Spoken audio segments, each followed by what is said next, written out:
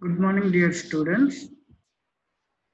Today we are dealing with Introduction to Child Psychology and Freud theory.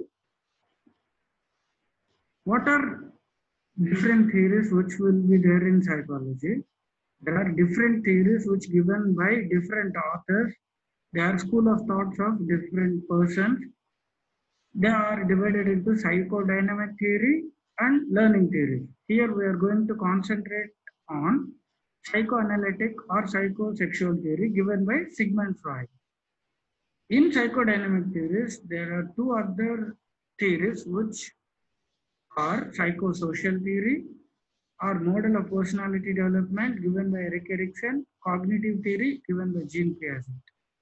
The content would be as follows. I'll be dealing with introduction, psychic tract, stages of psychosexual development, fixation, and Freudian slip, ego defense mechanisms.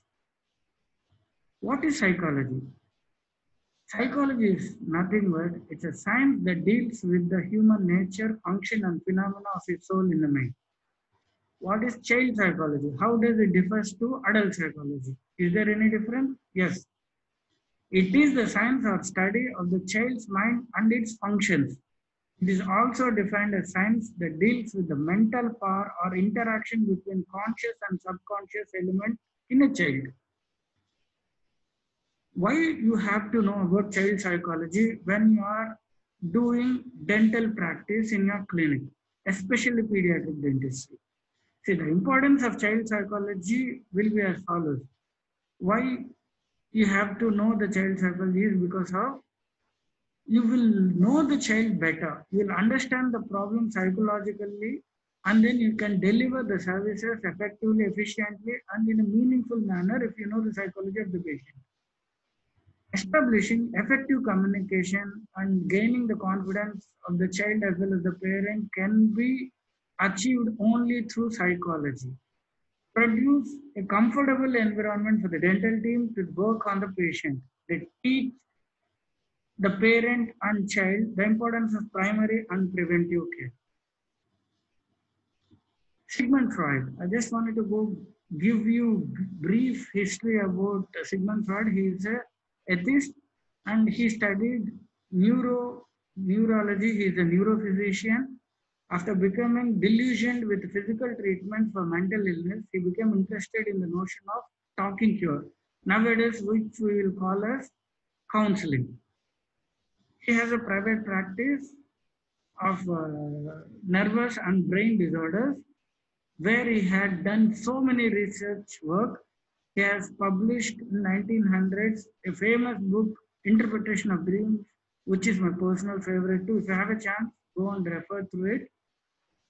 In 1906, Psychoanalytic Society was formed, but most of the works done by Sigmund Freud has been burned by Nazi occupation. He left from Austria to England and he died of a jack cancer in 1939. Freud proposed that mind is a complex energy system. He is the first person to know about the brain and mind, which has a potential energy system, and it is not a body part which will act. It has an energy system which has flow from somewhere, and the energy will go somewhere. So he analyzed himself as he responded to his father's death, and series of dreams followed after his father's death. Freud found that feelings of love and admiration were mixed with the feelings of shame and hate, and this gave rise to the theory. What is the topographic model of psyche? Conscious, preconscious, and unconscious. You just remember these three concepts, which I'll be explaining in the later slides in detail. See, the conscious mind is, if you imagine your brain as an iceberg, the conscious mind is tip of the iceberg, which is floating outside, which you can be aware of, the information in your immediate awareness. Here, the ego will act, that is rational, planful, mediating dimension of personality. The pre-conscious is the information that can easily be made conscious. Means you will have little bit of access to the pre-conscious mind. If you can perfect it, it will have superego conscious, that is moralistic, judgmental, perfectionist dimension of the personality. Next, there comes the danger part, the unconscious mind of the human being. Whether it is a child or whether it is an adult, the thoughts, feelings, urges, and wishes that are difficult to bring to conscious awareness. It based on pleasure principle, that is, it irrational, illogical, impulsive dimension of the personality. Sigmund Freud has divided or structured the brain into three categories, that is, conscious, preconscious, and unconscious, as I said earlier. But in every stage, he has divided into id, ego, and superego. As you all aware of Tom and Jerry show, where the Tom will have in naughty scenarios, the Tom will have two things, one devilish kind of id, and the other one is superego, which is an angel kind of thing. In between, the real term, which is ego, the balance between id and superego. If you can remember the Tom and Jerry show, everybody can understand this id, ego, superego very nicely. See, it is an instinctual drive present at birth. It is biological. It comes with the birth. It does not distinguish between reality and fantasy. It operates according to the pleasure principle. Ego develops out of it in infancy and understands reality and logic. This is the reality principle. It is mediator between id and superego. The superego is a societal interpersonalization of society's moral standards. This is the component which is responsible for guilt. What are instincts? I'm talking about instincts. What are the instincts that are formed when you are born? The basic instincts are form of energy that transforms physiological energy that connects the body's needs with the mind's wishes. This is nothing but it is physiological connection between body and the mind. Life instincts. What are life instincts? What in every organism, especially human being, what are those instincts? Those instincts are used for survival. These serve the purpose of survival of the individual and species by seeking to satisfy the needs of food, water, air, and sex. The life instincts are oriented, they are goal oriented. What is ego? As I said earlier, it works on pleasure principle. The ego works on reality principle. The part of the mind that constrains the id to reality develops around 2 to 3 years of age. It operates according to the reality principles and secondary process thinking. Mediates between id and superego. This is the mediator between id and superego. This resides in all levels of awareness, attempts to negotiate between id and superego in a realistic manner. Now, coming to superego, the moralistic and idealistic part of the personality resides in preconscious, operates on ideal principle, begins forming at 4 to 5 years of initially formed from environment and others, internalized conversations and morals. Essential is your conscience. See, here a beautiful picture is showing that the id says that it should be on the right, but the superego says instead of doing that, scratch the door. So this is the balance, the id and ego. There will be a balance part which is ego and there will be superego. So if you have to balance, then the organism will respond into a different scenario. I'll explain in a simple manner. The dynamic equilibrium of examination. I'll just give your example. If you have an exam, your id says it's okay. I can later study about the exam. I have to socialize now. This will have that instinctual dread, pleasure principle. I am getting pleasure out of partying or going out. But where is the fun in studying and preparing for the exam? It will always take you to the pleasure things, that is socializing, going out, etc. Where the ego tells you have to revise or you have to study for the exam, and then the super ego says, you have to balance or you have to revise the realistic revision timetable. See, I'll put it in a simple term. In an exam, when you are sitting in an exam, if you get a question paper and how your ego and super ego works. If you don't know one question, it says whatever happens, even the examiner sees, the invigilator sees, it's okay, you copy and you have to write that question. That is pleasure. What is your ego says?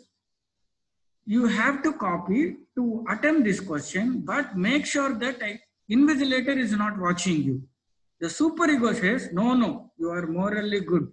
You should not copy in examination. This is the structured equilibrium where your ego and superego will act. Like what is conscience and ego ideal? I'll just put it in a simple term. Conscience is nothing but moral provisions or images of what is right and what deserves punishment. This was, I'm talking about basis of guilt. And ego ideal is images of what one ideally can be and how one ought to behave. So you'll have an ideal person like Dr. APJ Abdul Kalam, like so many great personalities. That is ego ideal. Next, what is rewarded or approved of? This is the basis or pride. According to Freud, the ego mediates between id impulses and superego directives and the real world. The conflicts in this process can lead to three types of anxiety: neurotic, moral, and reality.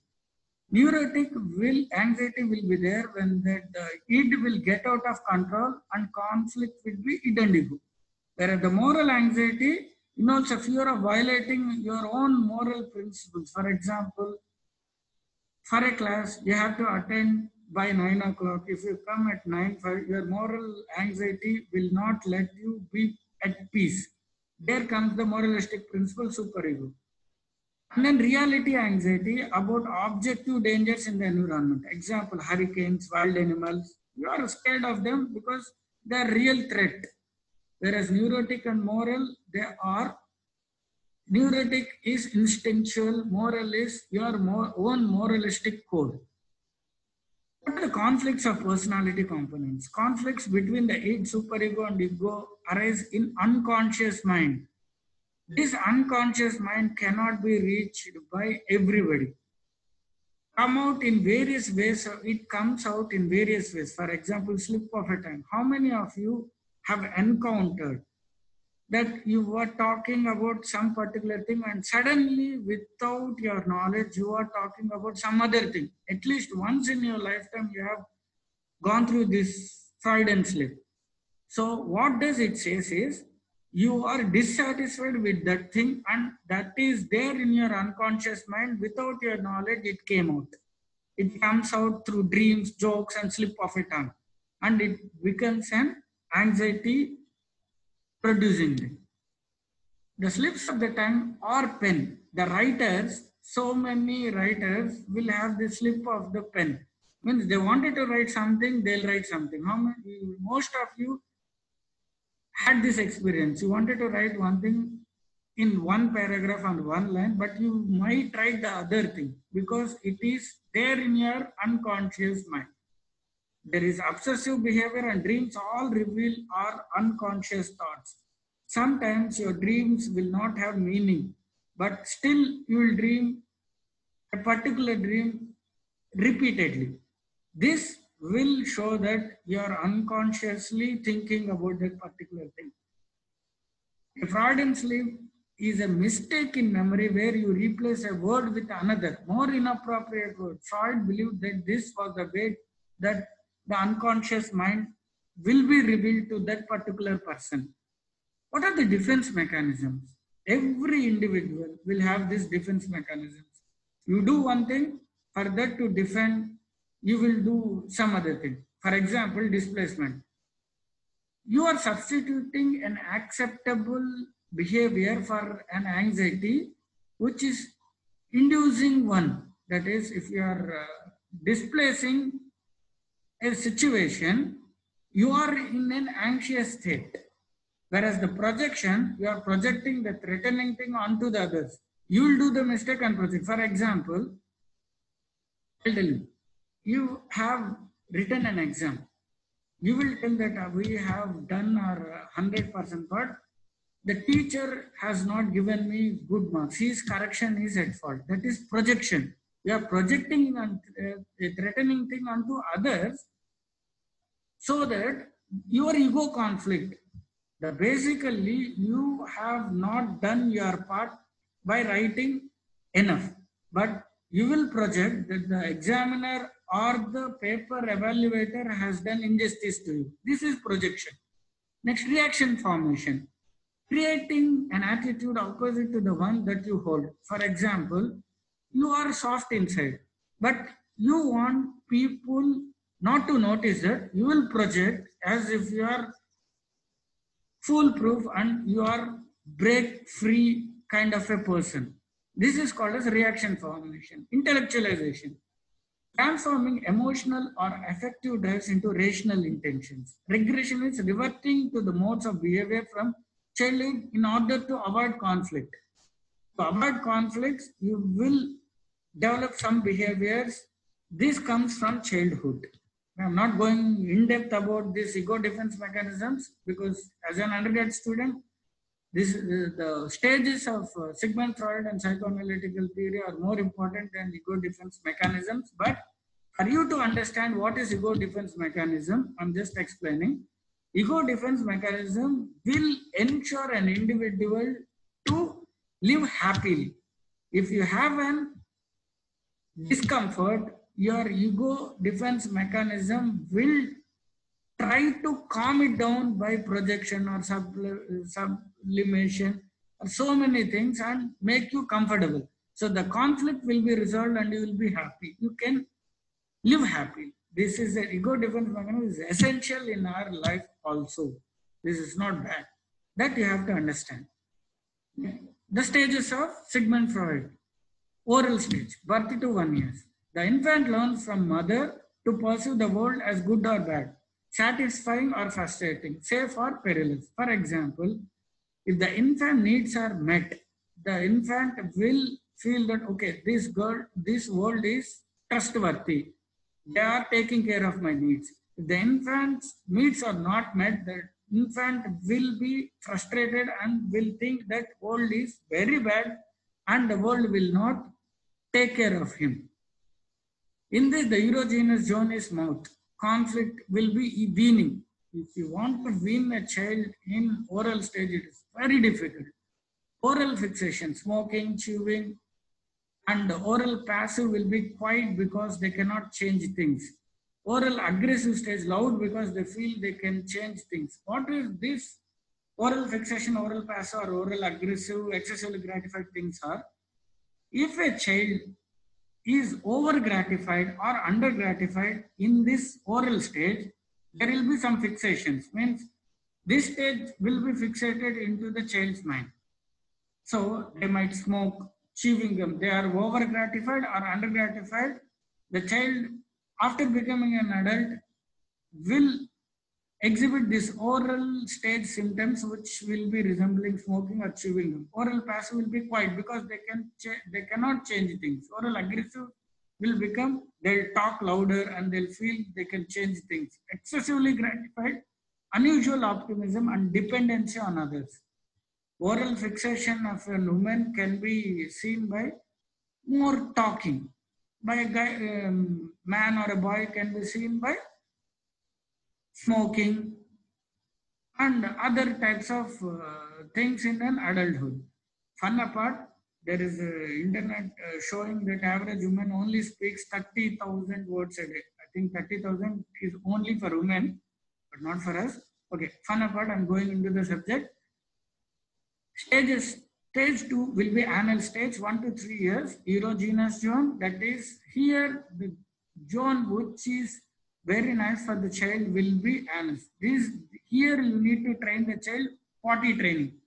The conflict will be this potty training. Fixation is anal retentive. As an adult, if the child is anal retentive, they will be neat. Typical obsessive compulsive disorder will be there. They will be very neat. Anal retentive means they are potty trained too early.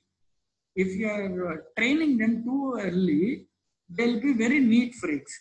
And anal expulsive, they are trained too late as an adult, they'll be careless, disorganized, destructive, and temper tantrums will be same. So, anal stage, you need to have this potty training in this particular area.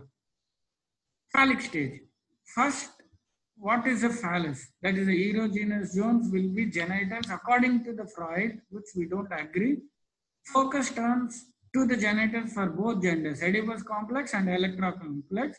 Children begin identification of normal relationship as mother and father. Boys want to marry their mothers and girls their fathers. This is what Freud said. Oedipus complex, as I said, the boy wants to marry mom but cannot because of the dad. Dad is powerful because he has bigger symbol of power. Dad is stronger. Replace dad. This is what the boy thinks as far as Sigmund Freud is considered. And the boys have that castration anxiety, and then they need to have their dad removed from their life so that they can have their mom. This will be sounding little awkward, but according to Sigmund Freud, this Oedipus complex and Electra complex is very important in this phallic stage. Electra complex, girl always knew she did not begin, and then she wants to marry dad. No fear of mom, most powerful because dad is powerful and does not wanted to kill mom. Just the difference is she wants to replace her mom rather than killing her mom, as it is not right with the boys. In previous this thing, I have explained that boys wants to replace that, but in this Electra complex, they want to replace her mom rather than kill their mom. In this stage, they'll have fixation, boys wins, mom's affection, and then they'll be feminine, arrogant. When they loses mom's affection, they'll be poor self-worthy, may withdraw from some activities or try to be some ladies man. And the girls wins dad's affection, they'll be masculine and tomboyish, loses mom affection, poor self-worth, acquiesces demands. And so many things will be there according to Freud. Here, what we can take is, in this, to win over mom, the boy child will exactly replicate their father. So, if you have a boy child at this age group, you have to ask the father to train them for their brushing technique. This dental significance you can take from this age group. Stage 4, latency stage. Here the sexuality is repressed. Children participate in hobbies, school, and same gender friendships. No fixations, no conflicts, only latent. Latency stage, the name itself denotes that latency period. They will be latency in this way. They will be concentrated only on playtime and they hate the other gender. This is the only time where they hate the other gender, means child to child. They'll play with the same gender, they don't like the other gender. Next, genital stage. Sexual feelings re-emerges and oriented towards other, need to consummate normal sexual relationships. Healthy adults find pleasure, love and work. They are fixated adults have their energy tied up in earlier stages. See, as Freud said, you cannot know your unconscious mind except through extended psychoanalysis. You will never have an access of your own unconscious mind, what you are thinking. Techniques to get into unconscious or what's happening during psychoanalysis. There is a book called Dreams, Royal Road to Unconscious. If you can read it, it will be good. The hypnosis, parapraxis, or Freudian slips and doodlings, these are the small projective tests. These are the tests which can be done, and talkative therapy, that is transference, resistance, can be done. Emphasis on the unconscious process and early childhood experience. Criticism today, see, the negatives of Freud is he has concentrated too much emphasis on sexuality, which is not right. At that particular time, he believed. But right now, with the scientific evidence, human being is never had emphasis only on that. So it is outdated, unscientific, and cannot be proven. And Freud himself was stubborn, so that nobody could change his theory. And but the positives from the Freudian theory, we have to take it. He explored the unconscious mind scientifically. He understood the importance of childhood experience and significance of sexuality and need to discuss openly is given by only Freud. So I would like to conclude my class regarding introduction to child psychology and Freudian theory. You have to know about this Freud theory because he has developed psychology, and all the theories which has been evolved and we are studying now is because of his research. So what is Freud theory and what are the stages you have to go through once, and I'll just ask questions in the interactive session. I wish you all the best, guys. Stay safe and wear mask. Thank you.